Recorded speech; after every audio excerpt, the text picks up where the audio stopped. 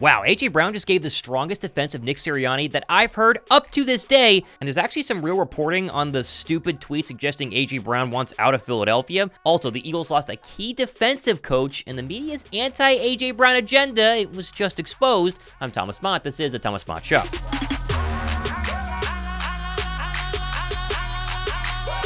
Remember how 2 days ago, every Eagles reporter confirmed that Seahawks defensive back coach Karl was set to join Vic Fangio's staff and revamp the Eagles secondary?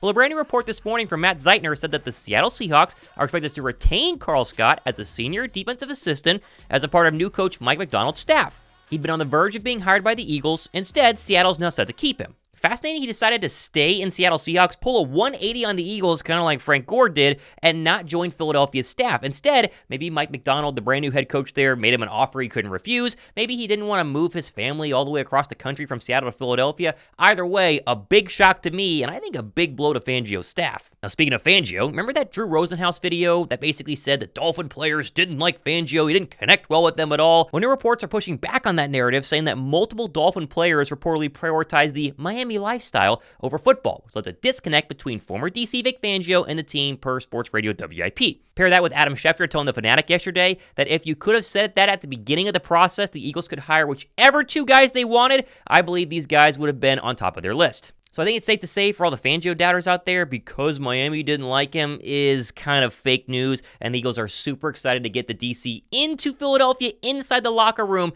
and building what hopefully is a much better defense than we saw this past season. Now, speaking of these coaches, there was a big debate going on about whether or not the Eagles actually wanted Bill Belichick after this Boston Reporter clip I showed you yesterday saying the Birds were this close to hiring the former Patriots head coach, although today, Eagles side reporter Howard Eskin tweeted that it's asinine and ridiculous that some idiot in the New England area reports Eagles had interest in Bill Belichick.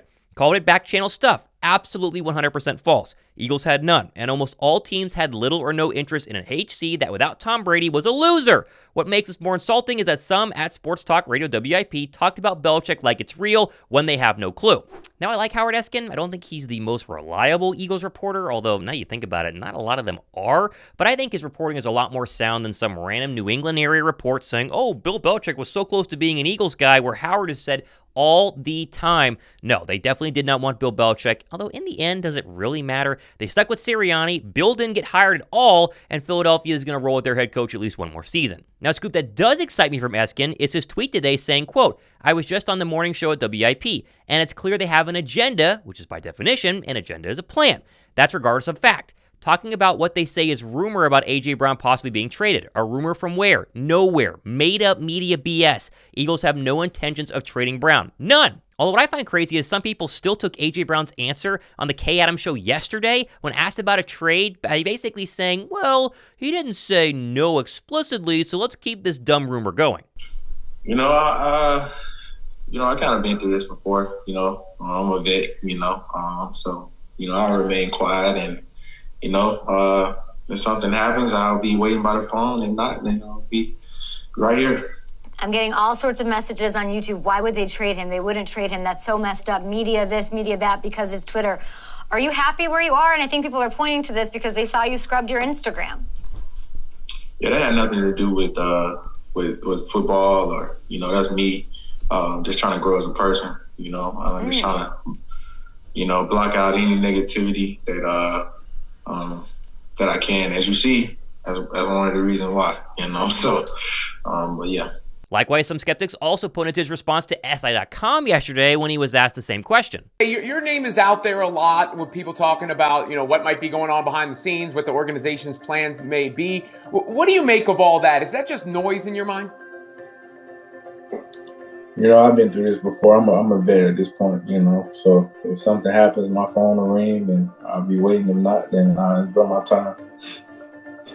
But you're prepared, obviously, to be catching passes for the Philadelphia Eagles next season.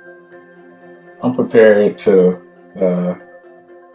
focus on my family at home and get better in the offseason and just see where this thing go, It's chatter. But I guess Eskin's just repeating what I've said 50 plus times now. Let's drive the point home.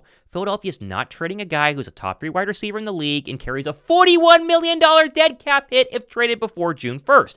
Heck, even Victor Williams tweeted yesterday that he asked around for the sheer giggles, and one agent told him they have a better chance of reviving dinosaurs than seeing A.J. Brown get traded. Although an even better source told Benjamin Albright that, quote, "We're not trading A.J. Brown. We haven't looked into it. We haven't discussed it. We're not trading him. You can print that." So there you have it, another story, another rumor that must be put to bed. Although you got to at least acknowledge the fact that a lot of these outlets, especially during the offseason, are trying to drive clicks. They want you to listen to their shows. I mean, I want you to listen to my show as well, but I don't make up rumors about A.J. Brown or Eagles players or anything like that. I report on what other people are talking about. Whether that's true or not can be kind of up to interpretation, but at least in terms of this overall story, it's completely fabricated, it's completely false, and it always really was. Plus, who in their right minds would want to break up the duo of A.J. Brown and Devonta Smith? No, your favorite route is the option route.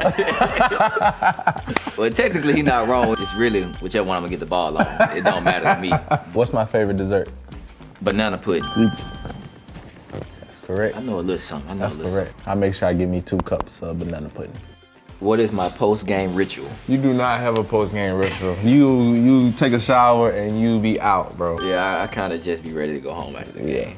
What is my pre-game ritual? I do notice you always jog around the field. You kind of got it right. I jog around the field. That's for more scare tactics than anything. I got this mean look on my face. Let them know it's my territory.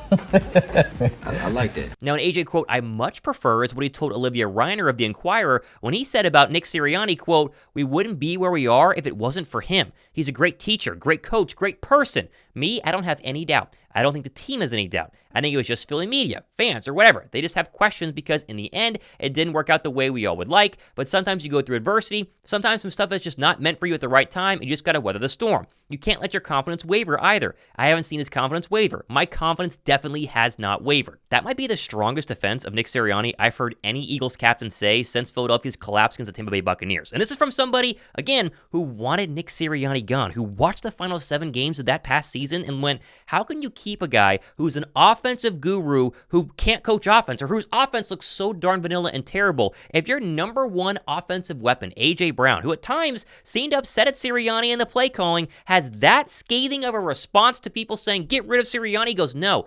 I believe in him. We believe in him. Maybe I'm wrong. I hope I am in the end. But if AJ likes Sirianni, maybe it's time we do too. Heck, even Jason Kelce, fresh off of arriving in Orlando for the Pro Bowl, flip-flops and all, had time to stand behind his head coach as well, yet again on a New Heights podcast clip. First of all, I don't really know I don't know if they've actually said what his role is, I guess, going to be on the offense. I know he said he's going to do more of like the head coaching responsibilities, I think, in his press conference, but yeah, he's on cue saying that. Nick, and I really mean this, is one of the best coaches I've been around and talking about coaching situational ball, really understanding what to do in the right moment, motivating guys.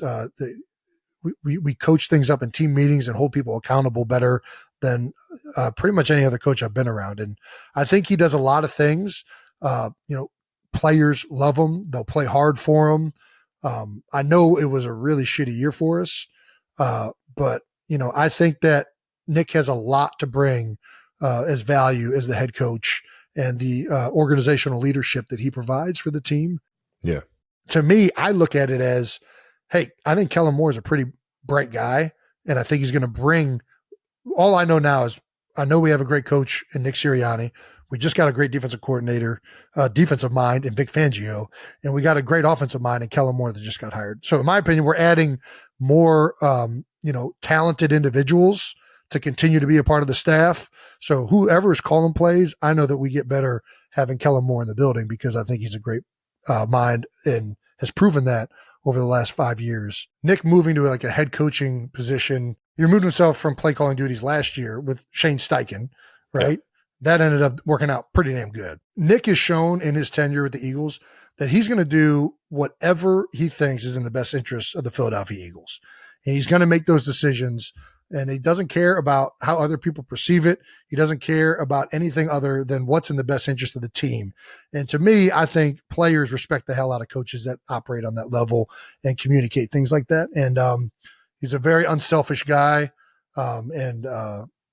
Yeah. I hope a year from now, we're all looking back. Like this day, 1 year from now, we all are sitting there going, man, I'm really glad they didn't fire Nick Sirianni. I'm glad that Thomas Mott, Josh Davis, a lot of Eagle fans everywhere who were adamant that Sirianni had to go were wrong. I'm glad we didn't get our way. I hope that that's the case.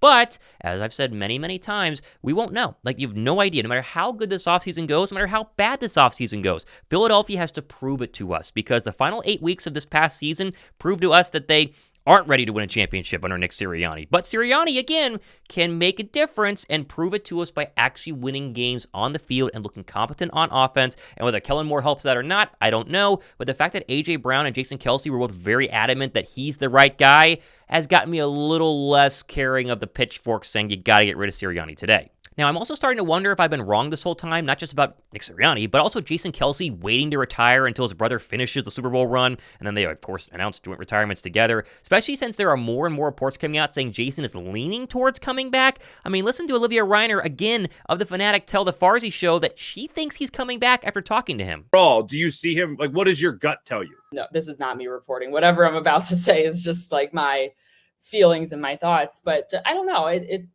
I thought that, just speaking to Jason the other night, it really felt like, in a way, he kept the door open. You know, he didn't slam it shut.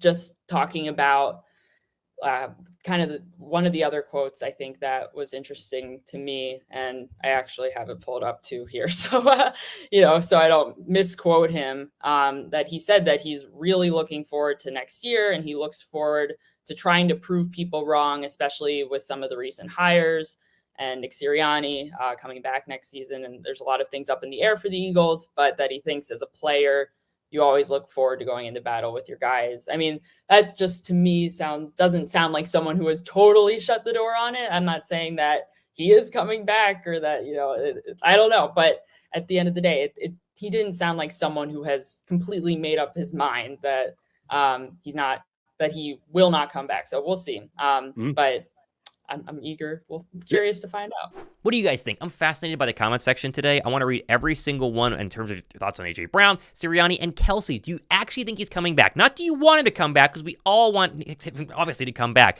Do you think he's going to come back? Let me know down below in the comment section. Drop a like if you guys do think that Kelce's going to be an actual Eagle player in 2024. Now, we got plenty more stuff happening the next couple of days and weeks, as you guys already know. Big shout out to everyone who helped me get over the 40,000 subscriber hump. Crazy. We were at like 20,000, 15,000 before the start of the season. We're at 40,000 now. I appreciate you guys, and I can't wait for 50,000. That's going to be a crazy number that we're going to hit sooner rather than later. Always staying up to date, always weeding through all the BS of the Eagle media, talking about this and that. It's your one-stop shop for everything regarding Philadelphia. I'm Thomas Mott. This is The Thomas Mott Show.